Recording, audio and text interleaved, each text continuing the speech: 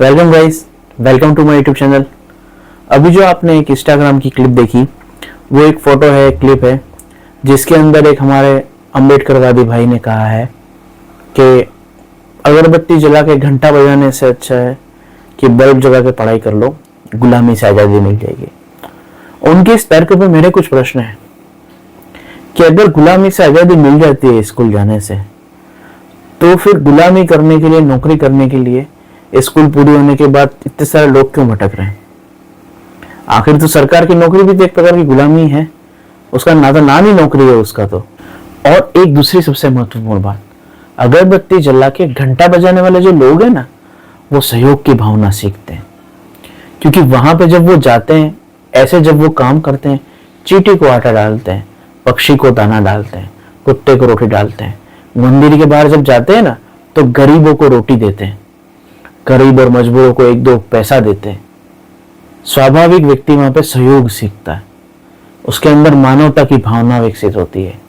परंतु जो व्यक्ति विद्यालय जाता है, जब वो किताब लेके बैठता है बल्ब जला के, तो उसके अंदर प्रतिस्पर्धा पैदा होती है, उसके अंदर आगे बढ़ने की भूख पैदा होती है, दूसरों से आगे जाने की उसकी इच्छाएं बढ़ती हैं, और ये प्रतिस्पर्धा की भावना उसे मानवता से दूर करती है।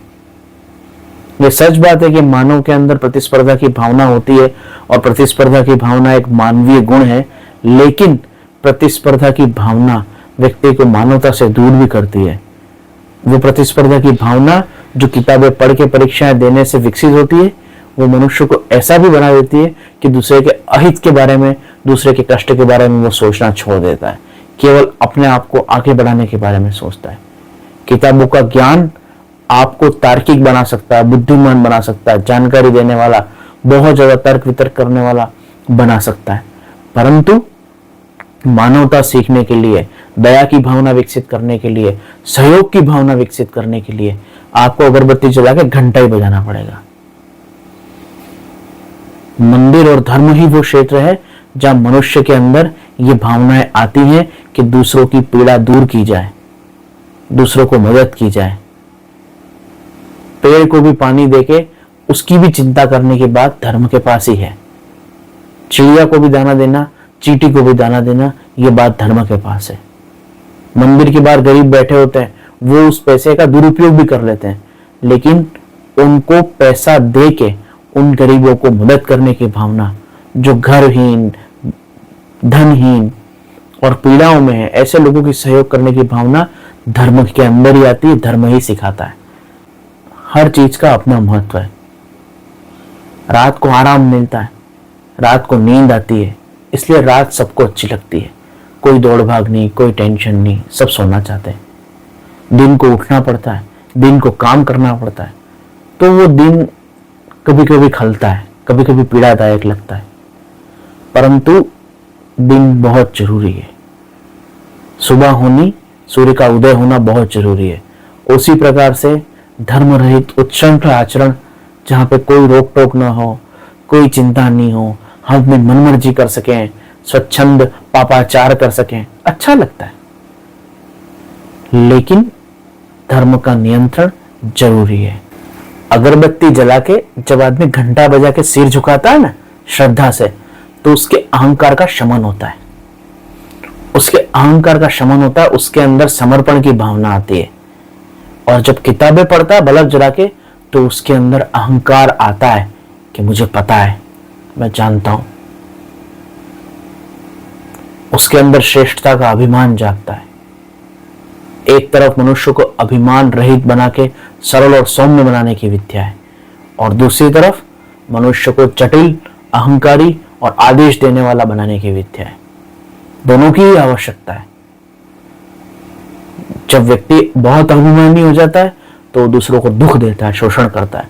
बहुत सरल हो जाता है, तो दूसरे उसका शोषण करते हैं और उसको दुख देते हैं। और दोनों में जब संतुलन होता है, तो मानवता विकसित होती है। मनुष्य द्वारा निर्मित और विकसित सभी व्यवस्थाएं मनुष्यों के हित के लिए हैं।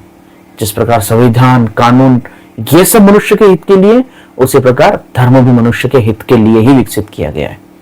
यह अलग बात है कि हम उसका दुरुपयोग कर सकते हैं, उसका दुरुपयोग करते हैं, उसके महत्व को नहीं समझते हैं। दुरुपयोग और उसका दुरुपयोग करना और महत्व को न समझना, ये तो लोग संविधान के साथ भी करते हैं, कानून के साथ भी करते हैं। इसका मतलब ये थोड़ी कि कानून और संविधान खराब है। लोग अगर धर्म का दुरुपयोग कर रहे हैं तो इसका मतलब ये नहीं है कि अगरबत्ती जलाना और घंटा बजाना खराब है। और रही बात गुलामी की, तो वो गुलामी तो व्यक्ति पढ़ने के बाद भी करता ही है। बिना गुलामी के तो मनुष्य का उद्धार ही नहीं है। वो पढ़ने लिखने के बाद भी सरकारी नौकर बनेगा या किसी प्राइवेट का नौकर बनेगा।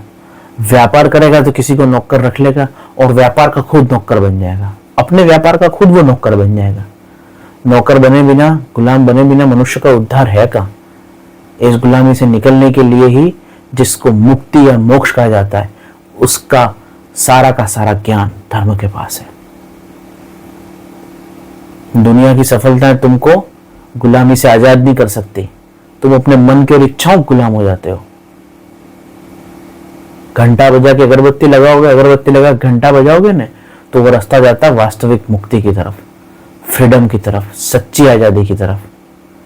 और बल्ब लगा के किताब पढ़ोगे ना, तो वो रास्ता जाता है आपकी खुद की इच्छाएं, पैसा, नौकरी, घर परिवार, इनकी जिम्मेदारियां, इन गुलामी की तरफ जाता है। गुलाम तो तुमको बनना ही है। कितना भी पढ़ लो, कितना भी कमा लो, या तो सरकार के गुलाम बनोगे, नहीं तो किसी प्राइवेट फर्म के गुलाम बनोगे, कुछ नहीं तो खुद के व्यापार के गुलाम बन जाओगे, दूसरों को भी नौकरी पर रख के उनको भी गुलाम बनाओगे। क्योंकि तुम मन के गुलाम हो। तुमको सुख चाहिए, और वो सुख चाहिए तुमको बाहर से। कुछ पा के सुख चाहिए, किसी पद पे पहुंच के सुख चाहिए, पैसा कमा के सुख चाहिए।